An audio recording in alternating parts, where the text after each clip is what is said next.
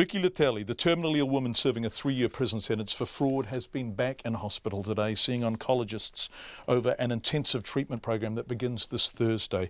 Latelli is 8 months into her prison sentence. She became seriously unwell in prison and was diagnosed as being terminally ill 2 months ago, at which stage she was given roughly 6 months to live. Her most recent oncology report describes her condition as incurable. Her family have been campaigning for a compassionate release, receiving support from across the political spectrum. But she remains in hospital, with corrections saying they can provide the care she needs alongside hospital visits. This morning her family called to say she was back in hospital after she was taken back to prison in a corrections car, which we are seeing on the screen here. I asked her uncle, her partner and first up her mother about her condition. She's not good. Mentally, she's not good.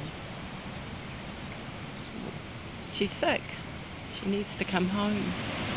She needs to come home.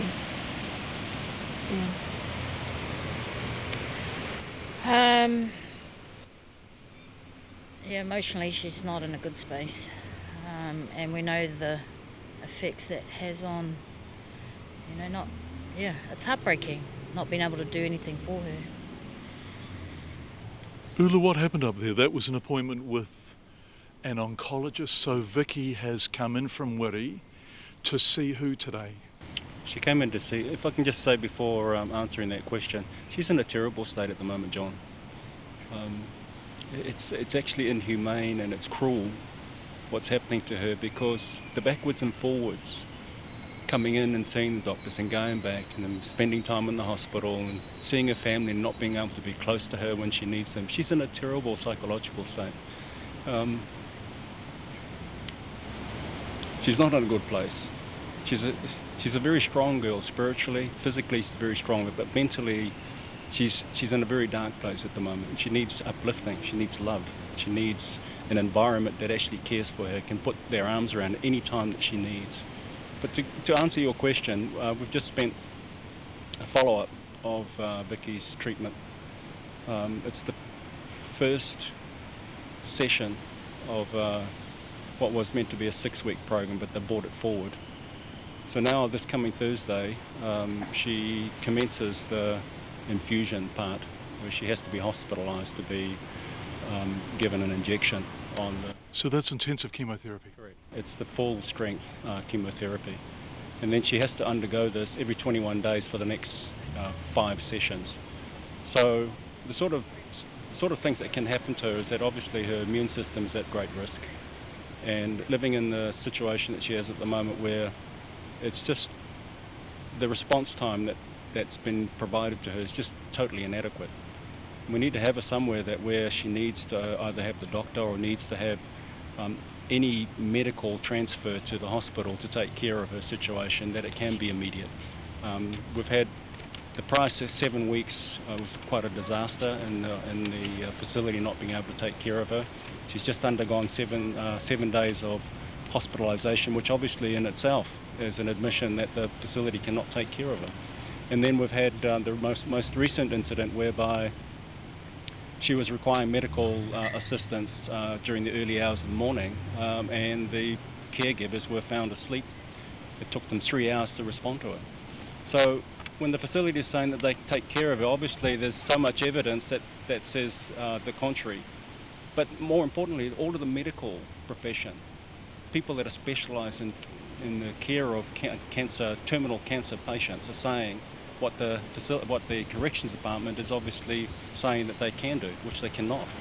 I actually have here a letter from last week, the most recent letter, I think, from her consultant oncologist, and it says, "We would have very much preferred her to undergo this chemotherapy and live at home with her family rather than in prison, especially in the context of an incurable cancer."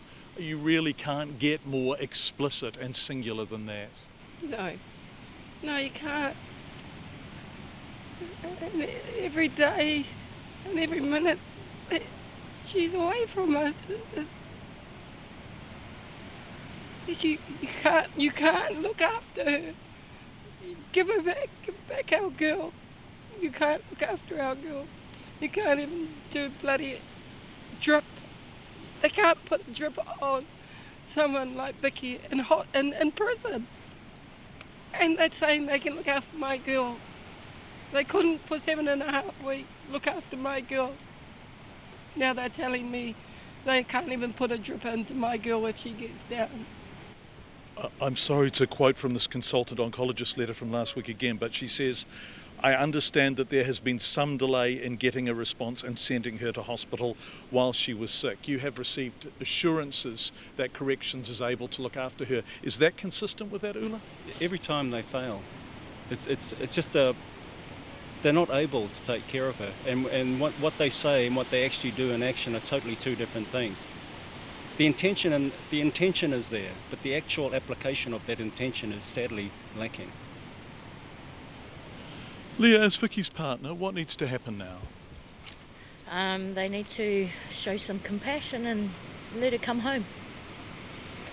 So she'll be in a good environment, a loving, caring environment.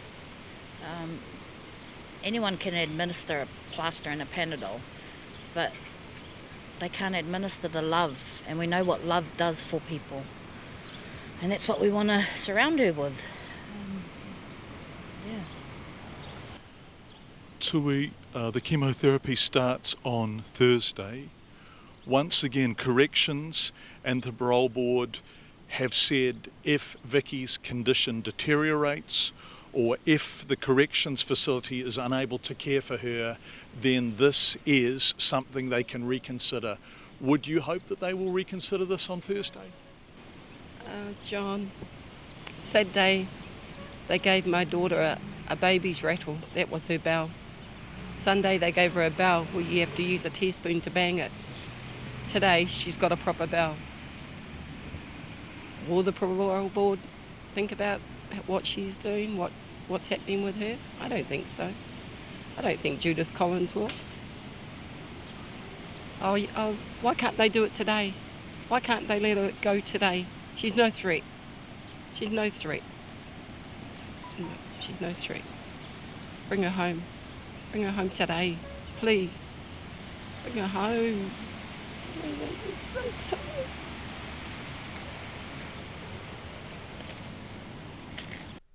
It's Vicky Latelli's mother, Tui, her partner Leah and her uncle Ula speaking outside the hospital as Vicky Latelli was being returned to Wiri Correctional Institute today.